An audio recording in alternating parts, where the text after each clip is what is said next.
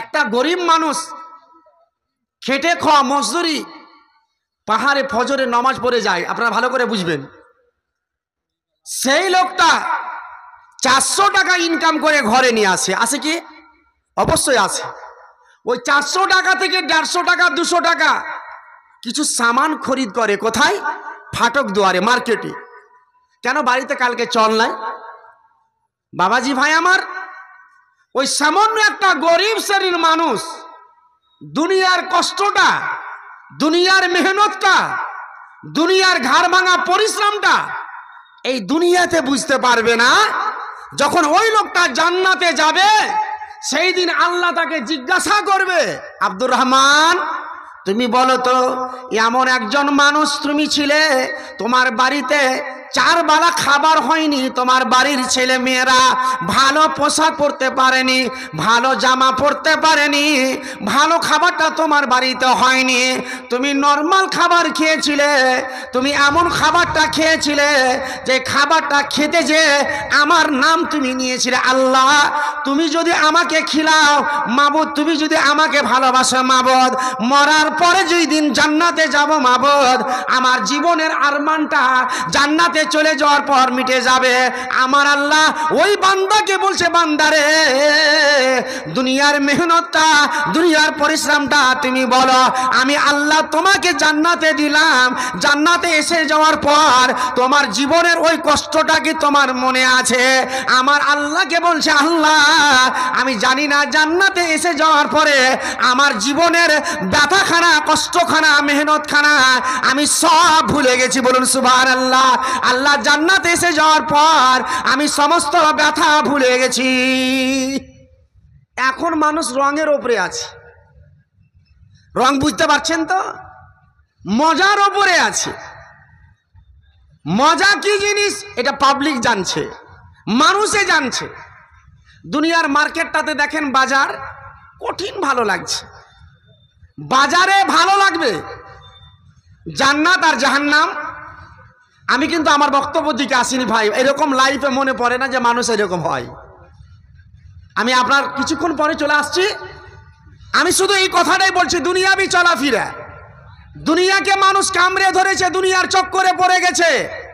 বাজারটা কঠিন ভালো জিনিস আমরা মনে মনে ভাবি, কিন্তু বাজারটা যারা ইমানদার আল্লাহওয়ালা তাদের জন্য ভালো নয়। আল্লাহর নবী বলছে, আর দুনিয়া সিজনুল মুমিন, কাফেরদের জন্য সে দুনিয়াটা জান্নাত খানা। কাফেরদের জন্য দুনিয়াটা জান্নাত খানা ও জান্নাতুল কাফির। কাফেরদের জন্য দুনিয়াটা, আর দুনিয়া সিজনুল মুমিন, মুমিন লোকের জন্য দুনিয়াটা হচ্ছে জেলখানা।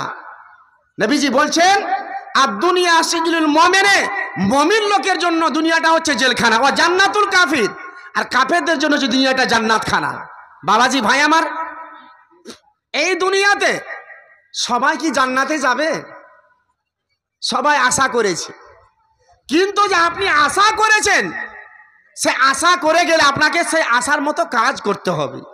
পরীক্ষা দিয়েছেন আপনি ফালানা কলেজে, কেকেম কলেজে আপনি পরীক্ষা দিলেন, উচ্চ মাধ্যমিকে পরীক্ষা দিলেন, হাই স্কুলে, জানি না বাপ মা জিজ্ঞাসা করছে, বেটা বলো তো তোমার পরীক্ষা হলো, ইমতাহান হলো, বেটা কেমন পরীক্ষা তুমি দিয়েছ? বেটাকে জিজ্ঞাসা করলে বেটা বলছে, আব্বা জান আমি ইয়াম্মা ফাইজার গাড়িতে গেছিলাম, দুনিয়াতে কোনো বইয়ের সঙ্গে তাল্লুক রাখিনি, আমি কোনোদিন পরীক্ষার মাটিতে হতে পারে রেজাল্ট ভালো হবে না, আমার বইয়ের সঙ্গে তাল্লুক ছিল না, আমাকে যেটা প্রশ্ন করেছিল, আমাকে যেটা সওয়াল করেছিল, ওই সওয়ালের অ্যান্সারটা আমার মতো হতভাগা দিতে পারেনি। বাপের সামনে ছেলেটা মিথ্যা কথা বলল, আব্বার রেজাল্টটা ভালো হয়ে যাবে। বাপ শোনা গেল 3 তারিখে রেজাল্ট হবে, আব্বা জান ছেলেকে জিজ্ঞাসা করছে, বেটা আব্দুর রহমান রে, তোমাকে বুলেট গাড়ি দিয়েছিলাম, আম্মা ফাইজার গাড়ি দিয়েছিলাম, বেটা প্রতিদিন 100 করে 200 করে টাকা দিয়েছিলাম, বেটা কি আনন্দ বেটা, কিন্তু আমি শুনছি বেটা তোমার রেজাল্টটা কেমন আছে, বেটা কিন্তু আর চিন্তা করে পাই না কি বলবো আব্বার সামনে। বাবার সামনে বলছে আব্বা পরীক্ষায় পাস করে গেছি। ফালানা ওই সাথীদেরকে জিজ্ঞাসা করা হলো, বাপ জিজ্ঞাসা করছে বেটা বলো তো, ভাতিজা বলো তো আমার ছেলেটা কি পরীক্ষায় পাস করতে পেরেছে না ফেল হয়ে গেছে বলো। তার সন্তানকে দেখে ওই সাথী বন্ধুরা বলছে আমার বন্ধু আমার সাথীটা পরীক্ষায় পাস করতে পারেনি, আপনার ছেলে ফেল হয়ে গেছে। কি করবেন? তাল্লুক নেই, বইয়ের সঙ্গে মেল মহব্বত নাই, এমনি পড়া হবে হবে না। একটা লালচ থাকার দরকার, একটা লোভ থাকার দরকার। জান্নাত নিতে গেলে লালচ রাখতে হবে, জান্নাত নিতে গেলে লোভ রাখতে হবে। ফজরের আজান হলে বাড়িতে ওই যে গদির ওপরে শুতে আছেন দেখছেন কত রকমের কম্বল উঠেছে রে ভাই গদির ওপরে, তারপর 3-4খান দিয়েছেন, দেখা জি করেন আজান হচ্ছে, আপনি তো যাবেন না। কয়টা লোক ফজরে জমাতে নামাজ পড়ে চিন্তা করেন।